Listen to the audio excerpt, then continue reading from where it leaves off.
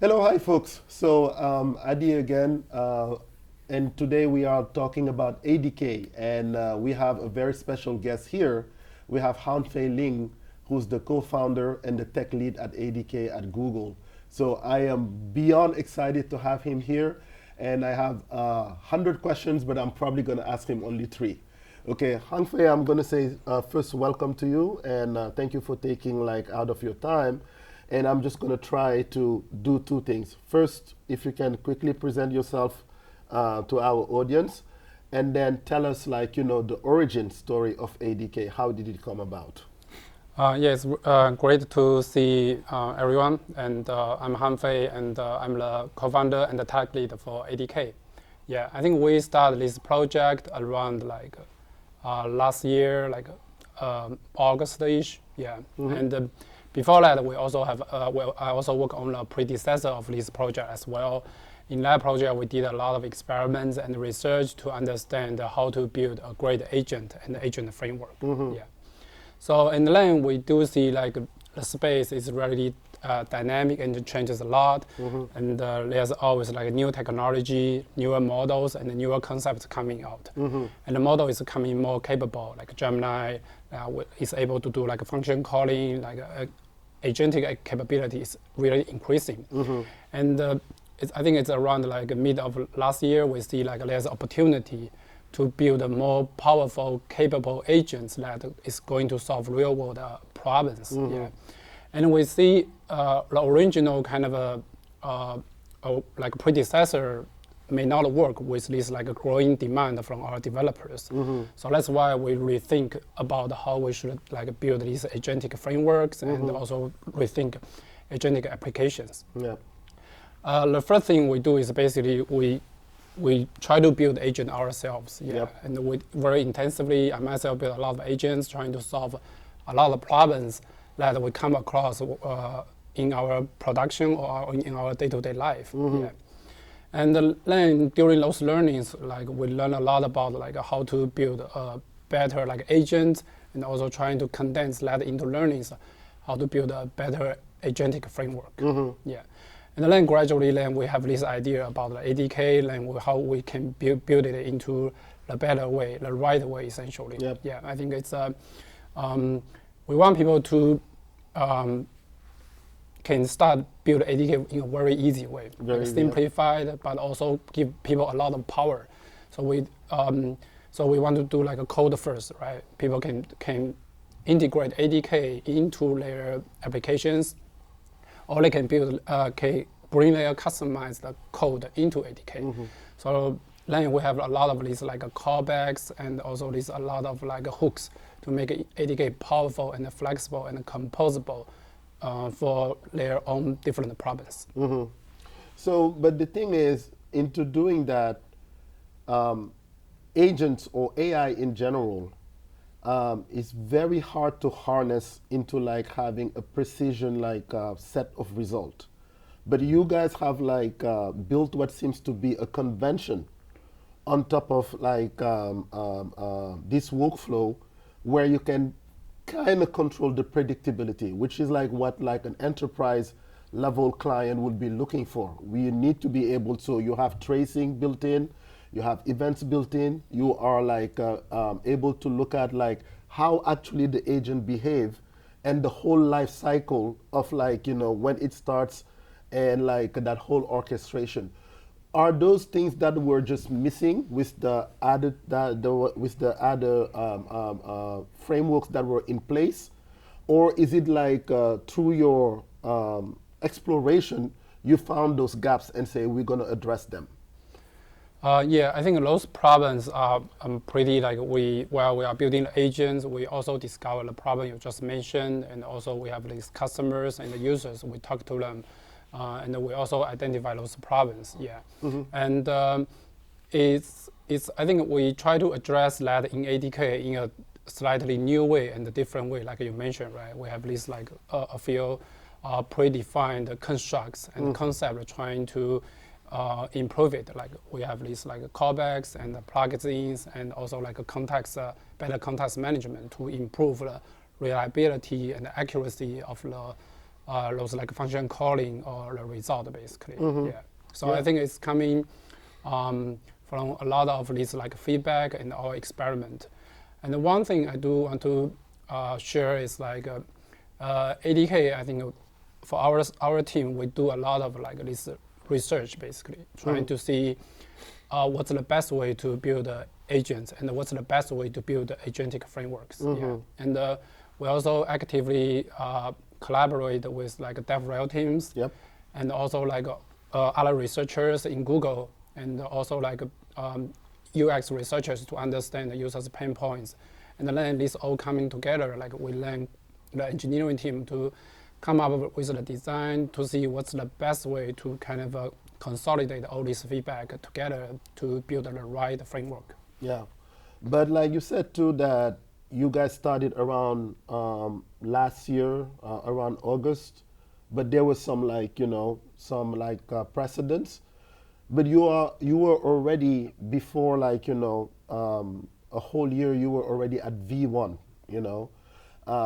At what point, like, what made you decide that this was good enough to? Because what I understand, since there's a wide adoption like among enterprise client, this is production ready.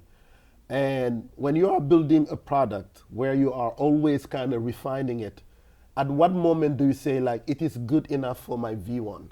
You mean for ADK V1? For ADK, yes. I think this is usually, I also work on like other like open source project and other projects. I think like V1 is like a non-trivial thing like to announce basically. Yeah. So we have took a lot of thinking about when it should be V1 and what should be V1 for ADK. Yeah. So first, I think we in V1 we have pretty like comprehensive features basically. Yeah, like a lot of things are concepts that has today is already or already there before or at V1 basically. Like the callbacks, like function calling, and also like the agentic reasoning loops, and also like multi-agent. Those are already there. Yeah. So we want to make sure first like the most fundamental important concepts are already built. Yeah, so that's one criteria we have. The other one is definitely like you also mentioned like enterprise and the production readiness. Yeah, so we also like build a lot of agents ourselves, and we try to like use agents in our own day-to-day, and also like a lot of other teams are using ADK, and we at that time we see okay. It's already function pretty well, and also integrated with a lot of like this production stuff, like tracing and so on. Yeah. So that gives us another good confidence that that we should it's ready to announce V1 as well. Yeah. So you were able internally to have solid proof of concept and look at the scale and readiness before releasing it like to your enterprise client. But now I'm gonna take you into I'm gonna take at least like the audience into a virtual meeting with you. This is the first time they come to the Google campus and they want to know about ADK, and you are like onboarding them on ADK for today, and they just have some developer experience. How would you go into that journey with them? What would be the first thing you want them to be aware of, and like how do they grow into somebody who can probably down the road contribute or like start developing with agent? But they are very novice. That's the first time, and they look at you and they're like, oh man, this is Hangfei, So, what is the journey that you're going to take them through? I think this is really, I really like to talk to like users, especially new users, to show them like how to use ADK, how to onboard to ADK, and if there's any challenges, I really love to like solve those challenges. I feel like personally, I have one way to learn. I just trying to build stuff and get my hands dirty sometimes, and I also like know there are different types of learners as well. So I think ADK in general provides a pretty wide range of like onboarding tools for them. Yeah. I think right now the most popular thing is basically web coding, right? And ADK supports that as well. There are a few like txt file or like agent.md file, and you can just drag and drop into your preferred like models, and then you can start to like start to ask questions. Oh, I want to build some agents. How do I build that? Then the coding agent will generally be able to come up with some simple agents. Yeah. So I think you can pick one you like and using web coding to build one agent. Yeah. So if you are more have more context about how to do coding, we have collabs. You can just start with collabs. The collab, yep. Yeah, those are a good way. Like just click through it to understand something. And we also have like more deep dive materials. If you are just very confident, then you can deep dive as well. But generally, I would say my learning like path will be like start with a simple agent, do a few function calls, and tune the prompt a little bit. Yeah.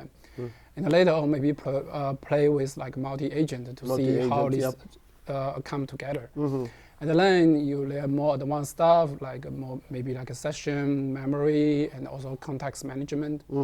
And lastly, if you are very ambitious, maybe try to deploy that to like a GCP or other clouds to try it out. Okay. So like what I really loved about when you started, you just did not say, let's start building agent. You said like, let's plan first. Because you talked about like, the guy MD or something where you plan the agent first, like real quick. And then from there you start like building it. Instead you start like, not just like coming and say, I'm going to build this multi-agent army. I'm going to start with one, then I'm going to go and then like have this Lego blocks, like, going like, and have like, this very nice little by little, and like getting better as you go. So now if we go to the other side where you have like seasoned developers, how do they use evals? Is evals like, the unit testing like, of ADK? Or if I'm not getting it right, how do you handle errors and how do you like handle edge cases? Because there's a lot of things that you guys have put out there, but how do we navigate like, that space? Yeah, that's a great question. Yeah, ADK has like a pretty like a built-in integrated eval stories, and you can like just do one command like ADK eval and to run the evaluations, and it's also like integrated across the stack from like a CLI into like ADK web. Then like you can see like pretty like a good side-by-side comparison about your evaluations. Yeah, and we also support a pretty rich evaluation methodologies and all metrics. Yeah, you can do the evaluation from different perspectives. I feel like evaluation is definitely one of the most important things after you have built a prototype, right? Then you start to do evaluation, and then you build your evaluation data set, and then you start the cycle to improve your agent, and then gradually mature your evaluation and the application, and then deploy that to production. And we also like ourselves using like the eval for like unit tests as well. Okay. So you can use that for that use case as well. Yeah. Yeah. No, great. So I will thank you for your time. I know it's been a long day for you.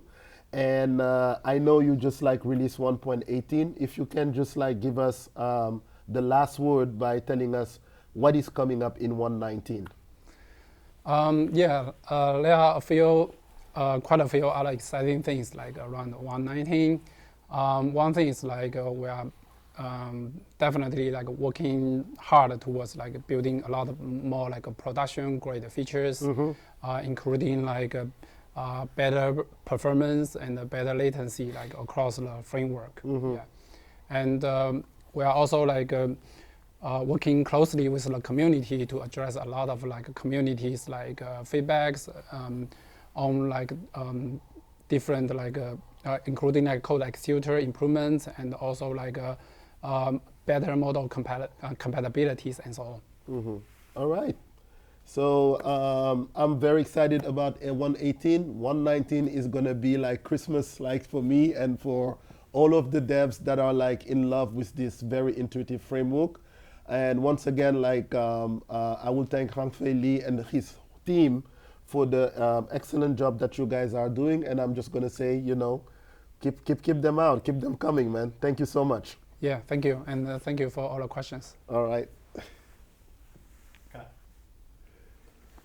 Good job, guys. Thank you.